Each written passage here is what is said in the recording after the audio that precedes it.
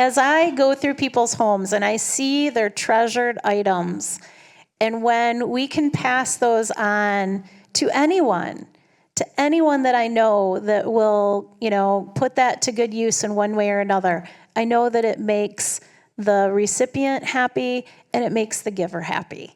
And so Goodwill is one of my very favorite places to both give to and to shop at. I consider it my personal storage unit. So we're going to move on to Kim. Really, it is. I always think if I'm trying to decide whether or not to save something, if I could find one at Goodwill if I need it, there's my answer. I don't necessarily need to keep it myself and store it.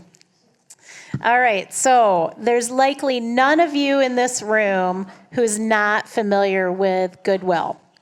But there's really a lot more to the Goodwill stores and to the mission that most people are not aware of. So, Kim, can you talk to us more about, one, how did Goodwill come into existence, and just a bit about its organization and structure? Hello, okay. Goodwill was founded in 1902 by Edgar J. Helms in Boston. Helms believed in giving people a hand up, not a hand out. He collected used household goods and clothing discarded in wealthier areas of the city and trained and hired people to repair and mend those goods and then resell them. The money from these sales helped fund job training programs and provided opportunities for people who needed it. So I work for Goodwill of Greater Grand Rapids, which was founded in 1966, thanks to a local group led by Fred Meyer. We are a 501c3 nonprofit and part of the Goodwill Industries International, but we operate independently with our own board and leadership. This allows us to focus on the specific needs of our local communities. The donations that we receive help fund the job training and placement services. In fact, 90 cents of every dollar spent in our stores support these programs. So across Michigan, we have 10 Goodwills, fun fact, if you didn't know. They all serve their own region. Yeah, I think that's really interesting because certainly for any of you who have traveled across the country, going to a Goodwill in Michigan and going to a Goodwill in Arizona are going to look differently. And you're going to have different items and different styles, and that can be really cool. But part of that revolves around different needs of the people who live in that area. Yep. So you've worked for Goodwill for a number of years, and including working very specifically with their workforce development program. So please share more about these programs and the impact that you have seen personally. Yeah. So I've actually worked for Goodwill for 17 years. The first 8 was in our mission programs. I've seen firsthand how lives are impacted through our services. Goodwill helps people with disabilities, with mental health challenges, criminal backgrounds, at-risk youth, underemployed, and unemployed. We also offer specialized programs like the Certified Nurse Aid training that you saw on the video today, which empowers people to start careers in healthcare, which is a big deal in the Grand Rapids, Kent County area. There's a lot of need for that. Goodwill's impact goes far beyond just finding jobs. It helps build stronger families and more stable communities. I've seen individuals gain independence, secure meaningful employment, and support their loved ones through the skills and confidence that they've gained. With the right support, lives truly change for the better. I would encourage you all to go to our website too. We have success stories on there, or if you follow us on social, we post them on there as well. Yeah, I went to your website in preparing for this, and we talked through a lot of things. There was actually some really, really cool information on there, including like a whole longer video on the history of Goodwill, which I thought was really fascinating, and I didn't realize that it had started so long ago. So I've heard that there can be some misconceptions about Goodwill in terms of it being this large for-profit entity and that people should give to other smaller donation places. So can you speak a little bit about how Goodwill is actually supported? And I know you did mention that 90% of the money that's raised goes directly to your program. So can you just elaborate on that a little bit? Yeah, so unfortunately, that's true. There's a lot of common misconceptions, especially on social media. Again, we are a nonprofit, not a for-profit. I mentioned how we operate locally, and that's to fit the needs of the individuals in the local communities. So each Goodwill kind of tailors their programs that they have available to those communities. So again, like 90 cents to the dollar goes to support the mission. So you should feel good when you donate and shop because it is going towards helping others in need. Another misconception I'm sure many of you have probably seen online is the rumor about a CEO named Mark Curan making millions of dollars. That's simply false. There is no CEO that's ever worked for Goodwill by that name, and no one's making millions. So we do have, as a nonprofit, we have our 990 form, the financial information on our website, so that is public for everyone to see as well. But Kim, if it's on the internet, it must be true, right? Yep, no. So let's get into the nuts and bolts of what can actually be donated and give us some do's and don'ts, along with the insight on what is done with the items that can't be sold, such as clothing that might have stains or rips, or even those obsolete electronics. Yeah, so at Goodwill, we obviously accept a wide variety of items: clothing, shoes, accessories, books, toys, small appliances, household goods, you know. But even if you're missing a shoe, like you have a rip in your sweater, we can still take that. We are able to recycle the items. So we have our recycling operations actually in Granville. We partner with various organizations to recycle textiles, electronics, and other materials so that we can make sure that they're reused or repurposed whenever possible. In fact, last year, we diverted over 18 million pounds of items from landfills. There are certain items that we cannot accept. I want to make sure to mention that. We cannot accept mattresses, upholstered furniture, very large appliances, hazardous waste, and tube TVs, if those are still around.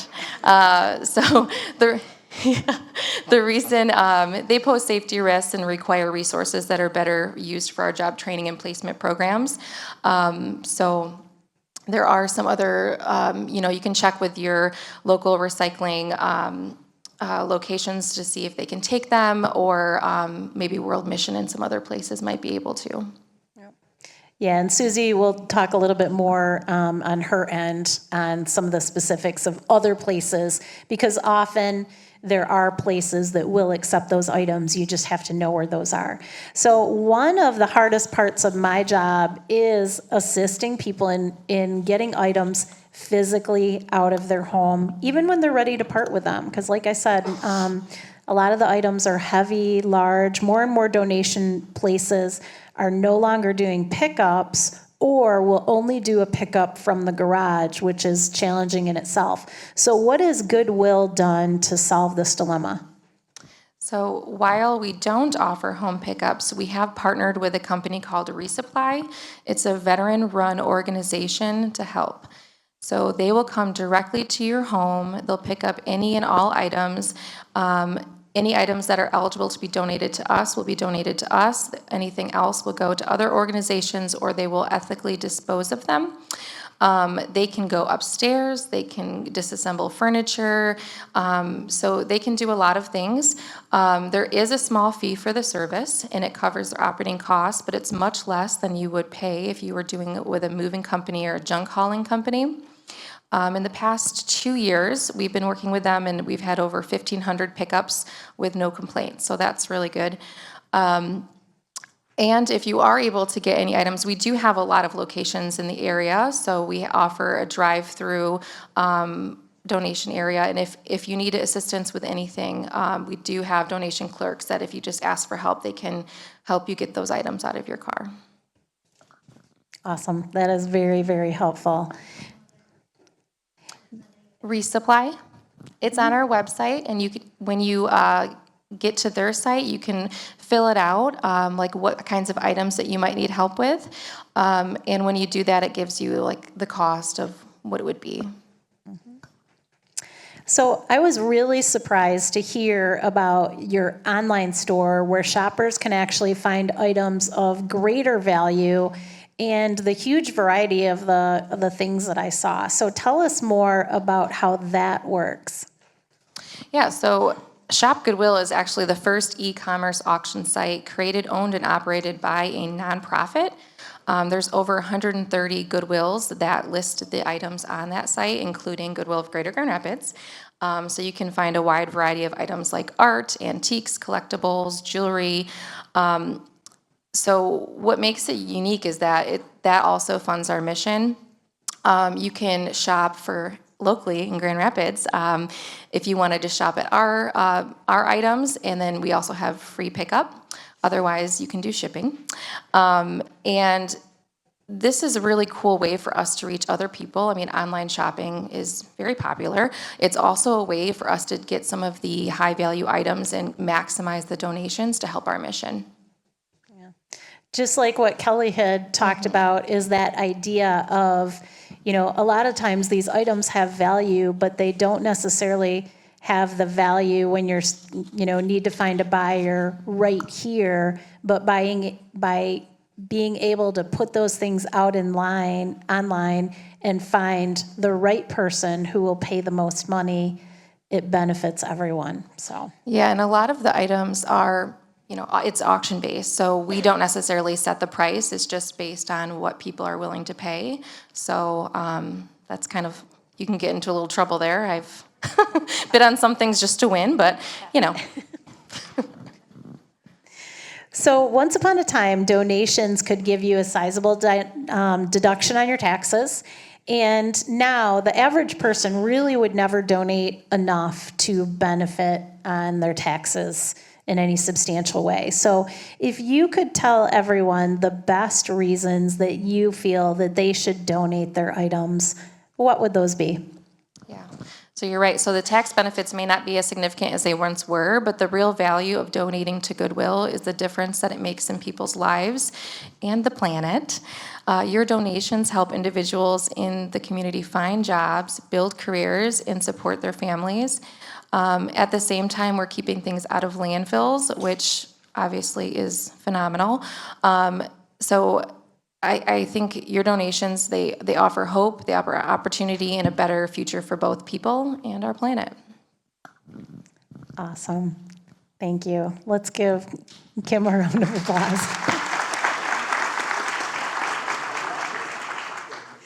And I'm just going to top that off with, once again, all the other million reasons for all of you sitting out in the audience to lighten up your homes, which in my mind, when you lighten up your house, it generally lightens up your mind. I know it does for me, and it just feels better all the way around.